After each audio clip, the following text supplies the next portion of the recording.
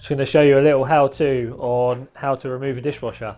So when you open the door, you'll find somewhere along the top, might be down the middle sometimes as well, you'll have a couple of fixings. So I've just removed one fixing from there, one from in there, and then I've got one left just in there.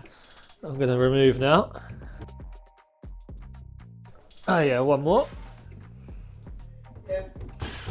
One little hidden one in the corner. And then just pull that forward.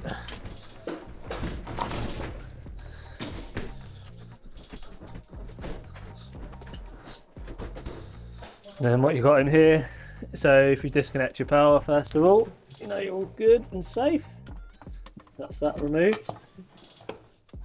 And then we've got our wastewater pipe, which is a funny old fitting on that one. So usually you'd have a lever on these, so it's nice and easy, or a screwdriver turn. These ones are a bit of a funny fitting actually on that. Just need to go and see if I've got something to turn that. So I've just grabbed myself a pair of grips.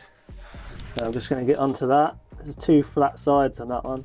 Turn it that way, clockwise, and fingers crossed we should be shut off now. If not, I'm getting wet gloves. Just loosen that off with your grips again.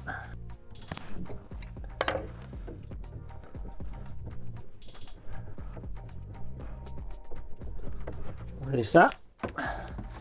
We didn't get wet, which was a bonus. And now just to release the waste, I'm going to take that spigot out of there.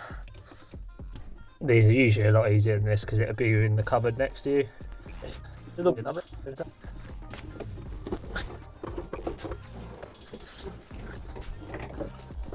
And that's that disconnected.